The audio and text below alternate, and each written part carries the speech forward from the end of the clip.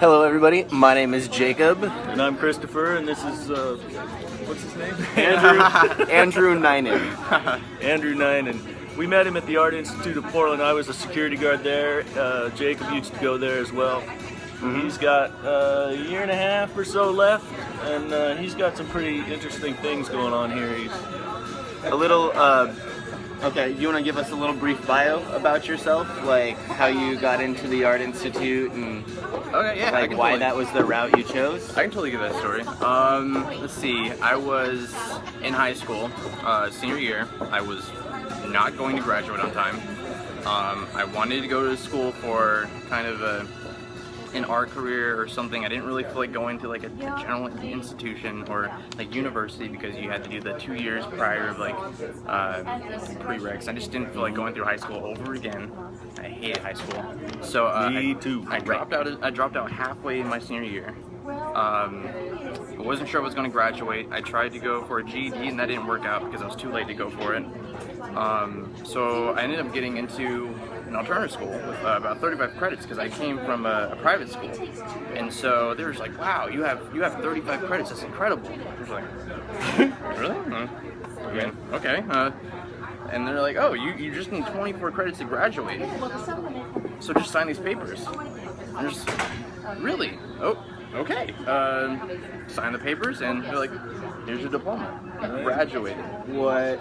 And I graduated months before everyone else in my class because I dropped out halfway through my senior year. It was halfway, and so I did that. And I think it was in May. I graduated in May. Okay. And so like everyone else graduated like in June. And how soon were you in AI after you graduated? I was already enrolled. Oh, really? By that time. Okay. I found the school and I looked into it a little bit and I kind of like bought into like the scheme of it and like the whole like idea of like going to an art school and like being very artsy and stuff like that. And so I went there and I did all the stuff. I did the enrollment and the paying for like the placement test and like all that kind of stuff. And I was enrolled for an early start in August. So I mean, it was really fast. So it's like, boom, graduate, then boom, you're in college. Or it's like, whoa. And you said you didn't have any kind of creative experience before you started? No, I didn't. Never had an art class before I started school. Wow, Did you do any drawing, any kind of doodling, anything on your own? I would doodle a little bit, but at the same time, it was never really structural. It was never like something that I was like super proud of, and it was never something I felt like comfortable doing because like I've never had an art class before. Like the closest thing I've had to an art class was like finger painting in like elementary school, middle school, so like that kind of shit. So do you feel like an inspired artist now? Yeah, like in a sense, it's weird to think about because it's like I can kind of like the work that I've been doing, like a lot of stuff like with like the game design and like the D&D like campaigns and like kind of stuff like that. It's just like it feels less like an artist, but more like and I use this term very loosely, like kind of like a god. And that's like very interesting. Like a concept. god? You're a designer. Yeah. You're like, a creator, a designer. Right, yeah. It's a very... It's your world that you're creating for people to experience and to like delve into. Let's bust this out and take a look at this. What's the name of your game? The name of the game is called Starscape, and basically like the concept of the game is, and I can break this down to like even simpler terms. If you played video games growing up at all, played like Warcraft 3. Or stuff like StarCraft or in like MOBAs, kind of like stuff like that. So basically, it's a war game. It's a tactical war game where it's two opposing factions duke it out on a changing map. So the map is going to be like all constantly changing throughout the game. And so the whole point is to capture spires that produce energy to produce units to then take your opponent's base. Right. So that's generally the whole concept of the game. We're talking about an actual board game, not a video game. Not a video game. It's complete played on the board game with miniature pieces and And are you still going with the hand-drawn cards and things like that? I'm still love doing that. idea. Yeah, and that was also for a separate game. I'll even talk to you about that. Okay. That one closely mirrored a roguelike. If you ever played roguelikes back in on like DOS machines. Totally. Yeah, those are There's a lot of new like people. They keep reinventing those. There's one called Rogue Legacy. If you check that out, and that was a really good. I've never played it, but I have friends that play it, and like I have friends that only play rogue games because they're die hard. They're like, if I die, I have to start over.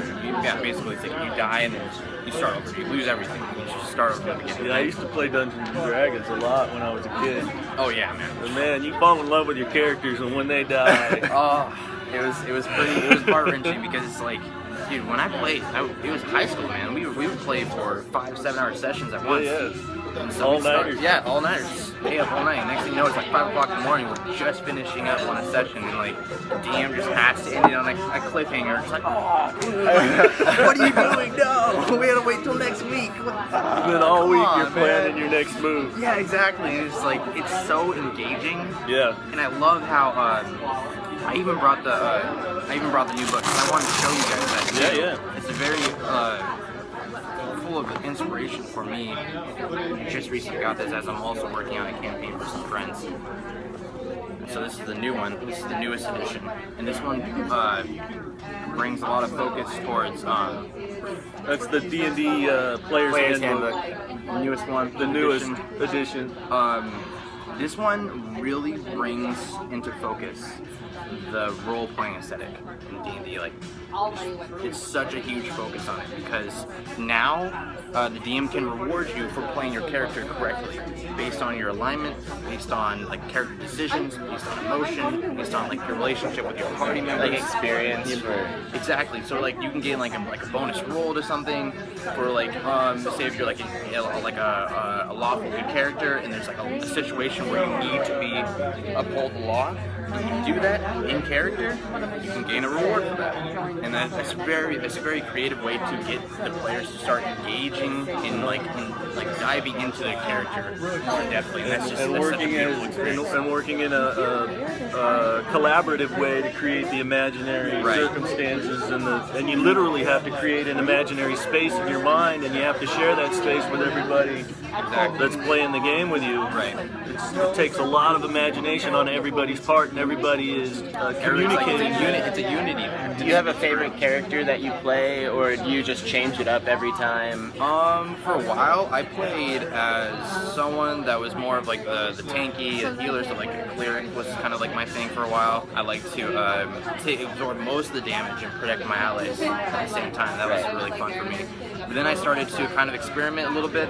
I went with cross. I started doing multi-classing a little bit with like a thief and sorcerer. So I'd be able to like sneak around, do like a little poking, and then come back and like attack from like a ranged point.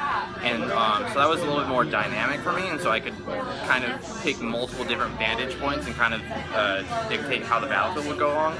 So that was really fun. I played a druid once, and that was really fun too. It's like each of like the classes, each of the races have their own like their own pros and cons, and it's kind of correlates to your personality. So it's like if you're more of like a supportive person, you're probably going to go for like a cleric or a druid. Like, I was always a knight or a paladin. I like paladins are really good too. They're like that tanky, but they also have that ability to heal and support their teammates. So that's also a really good support class. I played a lot more World of Warcraft than I ever did Dungeons and Dragons. Like I played a couple games, never really finished them. But in World of Warcraft, I was always the healer or the tank. Right. I hate being DPS. I just think that is pointless. Like anybody can fill that role. Right. And it's just like when you go into like any zone, especially with like World of Warcraft or any like online multiplayer game, like fantasy related, it's just like you're always going to be needing a cleric. You're always going to need a healer. Right. You're always going to need somebody to be the support or the buff. The Star Wars online, they got a thing, and it was we always needed a healer. Right? Yeah, World of what was it? Old Republic. Yeah, the Old Republic. it's an online game, just like the ones you're talking about, you know, and it's the same thing. You had to go into battle with a healer or you wouldn't survive. Yeah, you wouldn't survive at all. It's like you need somebody to support you, and that was often the times, it's the class that I often chose. And, I mean, that correlates back to, like, my game, too. It's just, like, a lot of my inspiration comes from gaming, and a lot of it comes from, like, engaging in strategy, engaging in dynamic ways to subdue your opponent and kind of take advantage of a constantly changing battlefield and constantly changing situations, because that's war. Now, do you have character classes in here? I do not have character classes, but like I have specific factions and I have specific heroes that go with those factions. So like, if you've ever played like League of Legends or like Dota or anything like that, those heroes or champions have like specific abilities. They have specific passive abilities, and they correlate with their role. So like I have like something very similar. So like my heroes, they have specific abilities, they have specific passive abilities, but they correlate with their faction to kind of sync and have like a synergy there. And it kind of dictates your play style. Some are more aggressive, some are more passive, some are more maybe a little bit more tanky, some are more like weak, but in game they're super strong compared to like at the very beginning. So stuff like that. So how many factions do you have? I have 7. 7 currently. Wow. Yes. And how detailed can you get with your own individual character? I can actually show you. I mean, they go back to pretty in depth. It goes. I mean, each faction kind of has a relationship with the other. The story of like the world and of the situation is like in the beginning there was Supreme. Supreme could be God, it could be Allah, it could be anything. Right. It's like, but there's something there. There's some entity that has created everything. So the Supreme is you. Yes, it is me. I am Andrew Ninen, God. So in the beginning there was Andrew Ninen. Did not hear it here first. But the Supreme that creates everything, creates the universe, or creates a multiverse, for example. There's multiple universes that stack. Now, he's growing kind of old. The Supreme isn't eternal. He's like, okay, well, I need somebody or someone else to help me govern these universes, to help me protect them. So he creates the Protectors, and these Protectors are just like beings that are designed specifically to protect everything about living life. But then they eventually figure out that the way to protect life is to end it, because they see life is very destructive and it's very expansive and it can grow out of control. Sounds kind of like Terminator in a way. Exactly. It's in a sense like Terminator, or like if you've seen or read much of like Marvel, Age of Ultron, stuff like that. Okay. Age of Ultron. So Ultron is very example where it's made to protect, living life and stuff like that. But then at the end, I'm trying to refresh my memory. Ultron, the really giant robot. He was a robot. I think it like escapes me. He was made by I can't even remember his name. He was like made by Ant-Man or whatever. All right. So whatever. He basically he creates these people. They seek to destroy it. He then breaks himself up into 3 demigods. So they're like pieces of himself. 3 are much powerful than like the one Protector. So they defeat him and send him into something called the Void. It's something that like technically doesn't exist, or something that you're not necessarily aware of, but you know, you can feel it. It's there. It's like the darkness that you can feel in everyone's hearts. It's like it's available. You can see it in people too. So stuff like that. So while the Protector's gone, the 3 demigods are ruling the 3 different universes. Everything's fine. There's peace, and everything's working great. They see, however, the 3 demigods see a forecoming evil that is coming their way. They don't know what it is. They're unfamiliar with it. Something evil this way comes. And so they think that like the best option and the best way to go about it is to fuse them to one again, to one Supreme. Although it's been years, it's been centuries since they've done this, so they don't really remember the power that they had as a Supreme. So while they're fusing together, the power that they had that keeps the universes separate is gone. So the universes collide into one, forming one universe. So like planets, they overlap, they collapse, they collide with each other, forming new planets in like explosions and like black holes and stuff like that. And it's just like it kind of creates a magical and scientific calamity in like everyone's world at the same time. So it's like you can see the world's kind of multiple dimensions, just like kind of colliding and overlapping at once. So like you can imagine like millions and stuff like that. Planets that were once there don't exist anymore. Species that were once on these planets don't exist anymore. Stuff like that. And like everyone's like, wow, okay, what's going on? We don't know what's going on. People are calling out to God. They're looking for help spiritually and scientifically, and they're looking for